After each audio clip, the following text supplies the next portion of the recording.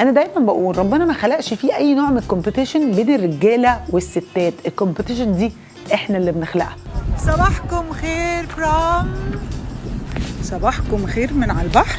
صباحكم خير، صباحكم خير، صباحكم خير. لا، واضح ان موضوع صباحكم خير ده عمال يكبر كل يوم. صباحكم خير.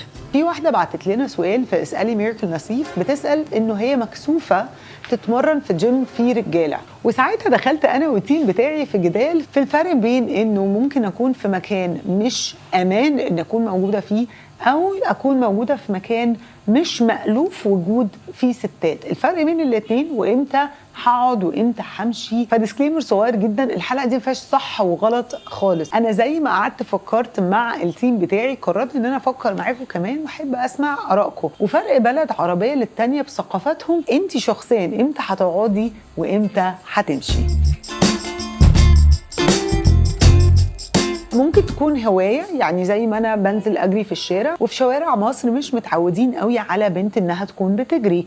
ممكن تكون شغلانة، يعني أنا دلوقتي بحترم جدا إني بشوف بنت مثلا بتشتغل طيار بتوصل ديليفري، أو بنت بتوصل في أوبر، أو المثل المشهور في إنه البنت تبقى في كلية هندسة أو بتشتغل على بريمة أو وكيلة نيابة. أي حاجة بتندرج تحت إنه من حقي إن أكون بعمل الحاجة دي، بس وجودي كبنت مش مألوف. أول وأهم معيار بالنسبة لي في أي حاجة بعملها في حياتي هي معيار السيفتي.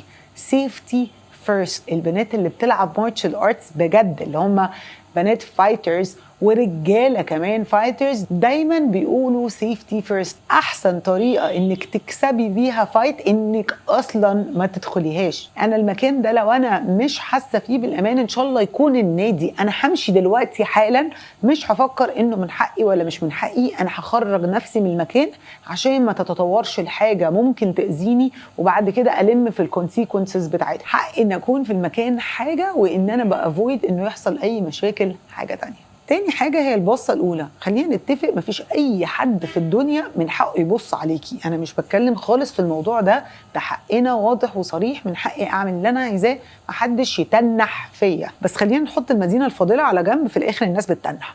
أنا هقول لكم أنا شخصيا اكتشفت إيه. اكتشفت إنه في ناس كتيرة بتتنح التنتنيحة الأولانية وبعديها بيبقى فيه إعجاب وتشجيع. دي حاجة غالبا احنا ستات بنعملها. انا فاكرة اول مرة شفت بنت طيارة لابسة الشنطة بتاعة الدليفري وبتوصل اكل، انا تنحت نفس التتنيحة اللي انا شخصيا كبنت تنحتها لما شفت بنت راكبة موتوسيكل وماشية في البلد ومش هممها حاجة. كل الحاجات دي هي احنا مش متعودين عليها. ممكن تطلع من ست زي ما بتطلع من راجل عادي جدا، بتتنحي، وبعد كده اكشي لما بتستوعبي ممكن تلاقي نفسك اصلا بتشجعي البنت وتقولي لها ايه ده، برافو عليكي، انا ما توقعتش هشوفك هنا، بس برافو عليكي، انت جريئة جدا وشاطرة جدا، كملي في اللي انت فيه. انا اختبرت الحاجات دي كتير قوي على فكرة، ولما انا عملتها كست اكتشفت انه ممكن يكون رياكشن طبيعي الانسان مش فعل تحرشي. ثالث حاجة وهحكي معاها قصة. انا بدأت جودو وانا عندي 9 سنين، وكنت رايحة النادي وكان في بنت كانت اوريدي بتلعب، بنت واحدة في النادي كله، كانت أكبر مني بكتير قوي. كانت هي عايزة تاخد نمر الثانوية العامة، فلعبونا جودو غالبا عشان هي تاخدني تهبت فيا. وبعد كده عجبتني اللعبة فقررت أكمل فيها، ولما كملت فيها بدأوا يعملوا فريق بنات. وفي وقت كان في النادي فريق بنات كبير، ما استمرش وقت طويل، كان غالبا يعني مثلا سنة أو ديفنتلي أقل. وبعد كده البنات دي كلها بطلت وقرروا ان هم مش هيكملوا جودو تاني. كنت صغيره قوي ان اعمل القرار ان اكمل، بس بابايا ومامتي خدوا القرار ان ميرا هتكمل تلعب جودو في نفس النادي، وهبقى البنت الوحيده في الفريق كله، وهتستمر وهتكسب وهتبقى بطله. ففي الحقيقه كان في منافسه بيني وبين الولاد في التمرين، بس في البطوله كنا بنكمل بعض عشان انا مش بفايت معاهم، وفي نفس الوقت كل ميدالياتنا بتروح تحت اسم النادي، فاحنا كده كنا بنكمل بعض. بس انا اختبرت انه عادي جدا انا ممكن اكون موجوده في المكان ده، ولو في مصلحه عامه، لو احنا كلنا حاطين تارجت كلنا بنشتغل مع بعض عشان نوصل له، هيبقى عيننا على التارجت مور ذان ان احنا عينينا على بعض ان احنا نكسب بعض. انا دايما بقول ربنا ما خلقش فيه اي نوع من الكومبيتيشن بين الرجاله والستات. الكومبيتيشن دي احنا اللي بنخلقها. لما احنا بنحط الكومبيتيشن بيننا وبين بعض ساعتها ممكن حد فينا يخسر، لكن في العادي وفي اساس الكوكب كان ان الرجاله والستات يكملوا بعض مش بيكمبيت. فانا to be very honest انا very comfortable ان ابقى في مكان انا فيه البنت الوحيده، ممكن اكون في الجيم او في شغلي او في اي مكان وبدخل actually بحس ان انا I'm bringing something different to the table. فلو انا فعلا اول ست تدخل المكان ده وعايزه اكسر فكره انه وجودي غريب، دايما عندي معيارين بمشي عليهم: اللطف والاحترام.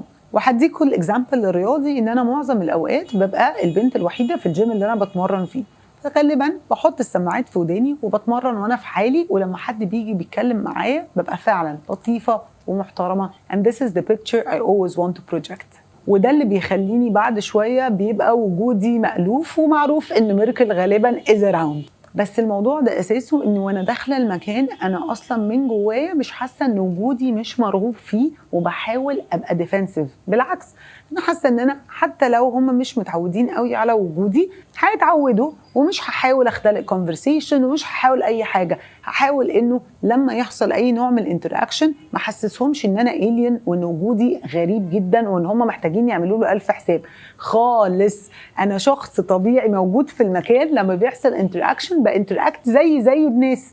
اخر نقطه ان ديفينتلي كل الكلام اللي احنا بنقوله ده بيختلف من مكان لمكان، من طبقه لطبقه، من بلد لبلد، كل الحاجات دي بتختلف. عشان كده دايما بقول ربنا خلق للستات سنسر معين كده لما بينور احمر دايما بيطلع صح. اللي انا بقوله ان انا مش داخله مكان متحفزه حاسه ان الناس كلها ضدي وانا قررت ان انا اثبت نفسي خالص. انا دايما عندي الاتيتيود بتاع وان تيم وان فاميلي، فانا واخويا بنكمل بعض، بروح الشغل ببقى انا والتيم ميت بتاعي بنكمل بعض.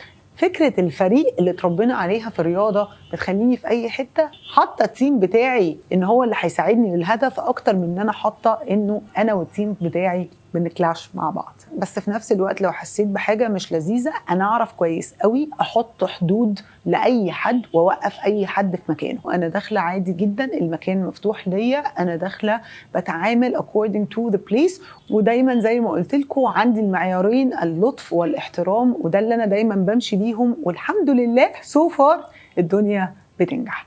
دي كانت حلقه النهارده ما فيهاش صح وغلط تماما، فيها انه لما جالي السؤال دي كانت اجابتي، الاجابه كانت more of mental وايموشنال، فكنت عايزه اشاركها في صباحكم خير. قولوا لي انتوا رايكم ايه، قولوا لي لما بتدخلوا مكان تبقوا انتوا الستات الوحيدين بتعملوا ايه، ولو اتحطيتوا في موقف اتصرفتوا ازاي. صباحكم خير.